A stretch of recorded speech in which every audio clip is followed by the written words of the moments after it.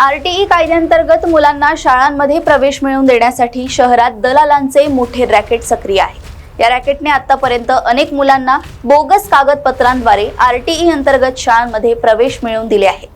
राज्य शासनाद्वारे आरटीई अंतर्गत शाळांमध्ये 25% कोटा SC, ST यांच्यासह आर्थिक दुर्बल गटातील पाल्यांसाठी राखीव ठेवण्यात येतो। या प्रकरणात कित्येक पालकांनी आपल्या मुलांचे बनावट जात प्रमाणपत्र बनवून ऍडमिशन घेतल्याची माहिती आहे।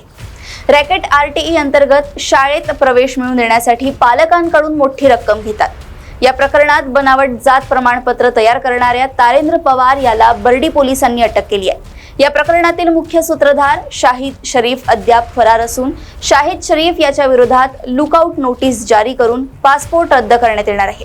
तसेच सीताबर्डी पोलिसांनी 17 पालकांवर गुन्हे दाखल केल्यानंतर या प्रकरणाच्या तपासासाठी सहाय्यक पोलीस आयुक्त माधुरी बाविस्कर यांच्या नेतृत्वात विशेष SIT समिती स्थापन करण्यात आली आहे, ज्यात 8 पोलीस अधिकाऱ्यांचा समावेश असणार आहे। याच्यामध्ये आतापर्यंत जे सदर पोलीस स्टेशन आणि बर्डी पोलीस स्टेशन अंतर्गत जे 2 ऑफेन्स दाखल आहे त्याच्यामध्ये आपण आतापर्यंत 5 आरोपींना अटक केलेली आहे।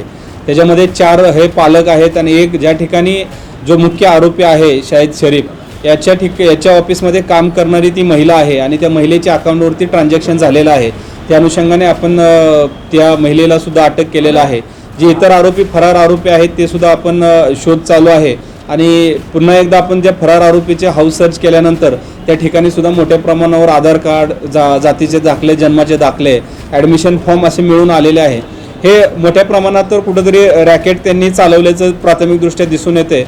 याच्यामध्ये आमचा तपास चालू आहे। याच्यामध्ये आणखीन काही शासकीय अधिकारी याच्यामध्ये इन्व्हॉल्व आहेत का हे आम्हाला निश्चितच त्यापर्यंत पोहोचायचं आहे, कारण ज्या दृष्टीने हे ॲडमिशन केलेले झालेले दिसत आहेत ते कुठंतरी एक टोळीच्या स्वरूपात किंवा एक मिळून हा ऑफेन्स केलेला दिसून येत आहे। नाही, याच्यामध्ये आतापर्यंत 4 पालक अटक झालेले आहेत आणि एक जे मुख्य आरोपी आहेत शाहिद शरीफ याच्या ऑफिसमध्ये काम करणारी महिला अटक झालेली आहे आणि जो प्रिंट किंवा जो डुप्लिकेट कागदपत्र बनवून देत आहे तो बुटे नामक व्यक्ती आहे, तो फरार आहे।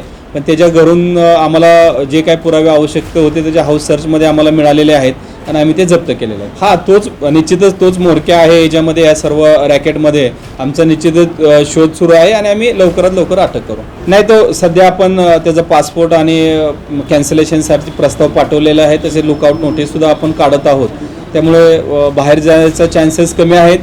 आम्ही निश्चितच त्याला लवकरात लवकर आमची टीम त्याच्या संबंधी SIT सुद्धा माननीय पोलीस आयुक्त यांच्या आदेशाने गठीत करण्यात आलेली आहे। त्याच्यामध्ये आमचे ACP सदर, त्यानंतर PI बर्डी, PI सदर आणि त्यांचे अधिकारी असे 8 लोकांचे आणि विधी अधिकारी असे 8 लोकांची SIT स्थापन झालेली आहे। त्यामुळे निश्चितच ह्या कामाला स्पीडअप येईल आणि आणखीन आरोपी अटक करण्यात यश येईल। त्या अनुषंगाने ज्या व्यक्तीकडून त्यांनी फ्रॉड डॉक्युमेंट बनवलेलं आहे त्याचा मृत्यू झालेला आहे, ज्या व्यक्तीचं नाव आम्हाला समोर आलं तर त्या व्यक्तीचा मृत्यू झालेला आहे, त्या अनुषंगाने आपल्याला माहिती आम्ही कलेक्ट केलेली आहे।